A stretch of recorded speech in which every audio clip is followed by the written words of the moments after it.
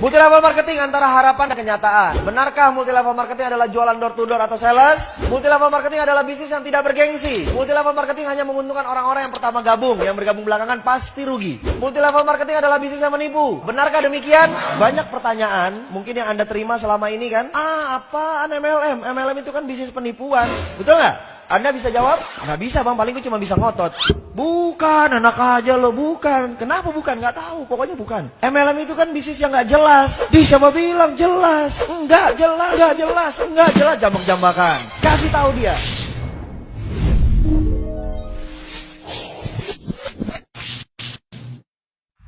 Anda tahu nggak bahwa di dunia ini ada sistem pemasaran? Setiap perusahaan yang ingin mencari keuntungan pasti harus menjual produk. Produknya itu bisa berupa barang, bisa berupa jasa, betul? Nah, dibutuhkan sistem pemasaran untuk sampai ke konsumen. Nah, sistem pemasaran itu hari ini saya mau jelaskan kepada Anda.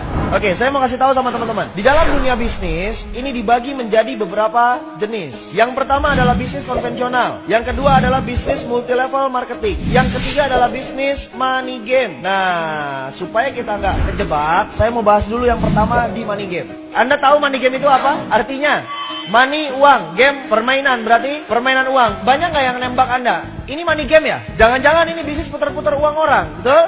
Anda harus kasih tahu, Anda harus sadar, kita harus tahu bahwa money game itu punya karakteristik, punya identifikasi. Yang pertama, money game, yang pertama, sudah pasti tidak ada produk, tidak ada produknya. Jadi kalau perusahaan ada yang nawarin tanpa produk, pasti money game. Perlu nggak dicari tahu lagi lebih dalam? Nggak perlu, tinggal. Paham?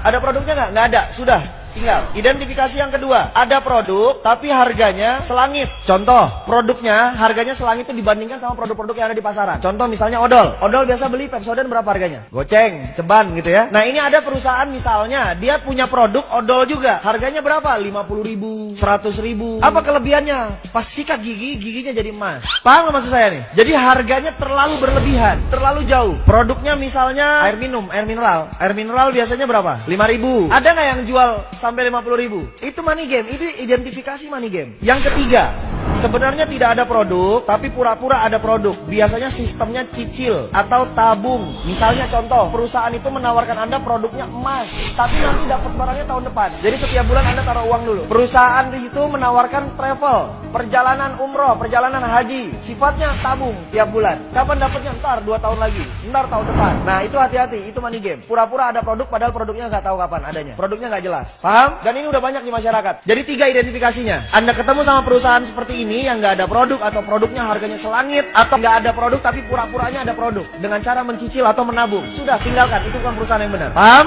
Oke. Kemudian konvensional, ini yang terjadi di sekitar kita. Pasti ada warung atau toko di sekitar Anda, betul ya? Nah, konvensional ini sistemnya begini. Semua perusahaan, tadi saya bilang, semua perusahaan pasti sifatnya melakukan penjualan, betul? Yang dijual apa? Produk. Nah, barang tersebut pasti diproduksi dulu kan? Di mana? Pabrik. Dari pabrik, apakah langsung ke konsumen? Tidak. Dia lari dulu ke distributor besar. Dari distributor besar, dia lari lagi ke distributor kecil. Dari distributor kecil, dia lari lagi ke agen-agen. Dari agen, dia lari lagi ke warung-warung atau toko. Dari warung-warung, baru dia lari lagi ke konsumen. Paham? Oke, yang saya mau tanya, konsumen tahu nggak ada barang yang di warung, ada barang di agen, ada barang di distributor kecil, di distributor besar? Taunya dari mana? Harus ada iklan. Bayar nggak iklan? Mahal nggak bayar iklan? Mahal, betul? Terus, dari pabrik ke distributor besar, ada nggak biaya distribusinya? Ada biaya pengiriman? Ditambah harganya? Contoh misalnya, ini harganya 2.000 dari sini, 2.000 perak. Sampai ke distributor besar, dari distributor ke distributor kecil, harganya tetap 2.000 atau berubah? Berubah jadi 4.000, betul? Dari ini ke sini, dari distributor kecil ke agen, berubah lagi jadi 6.000, 8.000 misalnya, betul? Dari agen ke warung, sudah nyampe angka 12.000. Dari agen ke warung, dari warung ke konsumen, harganya jadi 20.000. Paham nggak? Padahal modal awalnya berapa? Nah, kelebihan itu banyak dibagi-bagi. Menjadi jalur distribusi, menjadi jalur iklan, menjadi jalur marketing. Itu di jalur apa? Konvensional. Semua warung begini, semua barang yang ada di sekitar Anda begini prosesnya. Rokok begini, sampo begini, sabun begini. Paham? Oke. Saya nggak banyak bahas di situ. Yang saya banyak mau bahas adalah nih, multi level marketing. Lalu kalau begitu, apa bang kelebihannya multi level marketing? Multi level marketing ini adalah perusahaan di mana barangnya tetap yang produksi pabrik. Dari pabrik lari ke distributor distributor tunggal namanya. Itulah perusahaan multi level marketing. Dari distributor tunggal larinya kemana? Ke konsumen. Langsung. Loh, terus bang, kan konsumen ini kan member.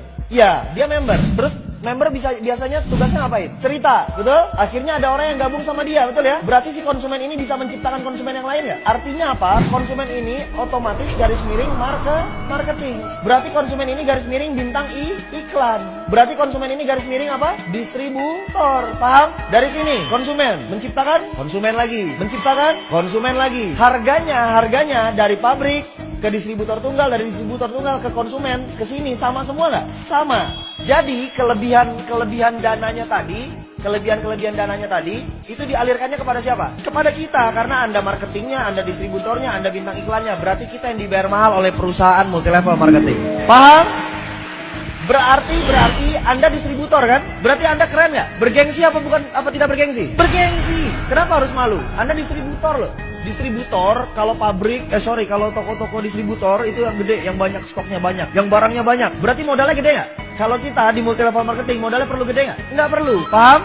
Oke, satu kelebihan lagi yang saya mau bahas. Anda lihat, Anda perhatikan. Biasanya jumlah barang yang dimiliki konvensional dari pabrik, dia ngoper ke distributor besar ini biasanya bersyarat. Artinya paket besar. Anggap misalnya 10.000 piece. Begitu sampai turun ke distributor kecil, ini turun menjadi 2.000 piece. Dari sini turun ke agen misalnya 500. Ke warung-warung misalnya 100. Ada batasan jumlah barang yang dikirimin, stoknya. Berarti pertanyaan saya begini, si warung ini bisa nggak lebih kaya daripada agen? Nggak mungkin, orang jualannya cuma 100 tiap hari. Agen jualannya 500 tiap hari. Mungkin nggak dia lebih kaya daripada ini? Tidak mungkin. Agen mungkin nggak lebih kaya daripada distributor kecil? Tidak mungkin. Distributor kecil mungkin nggak lebih kaya daripada distributor besar? Tidak mungkin. Betul?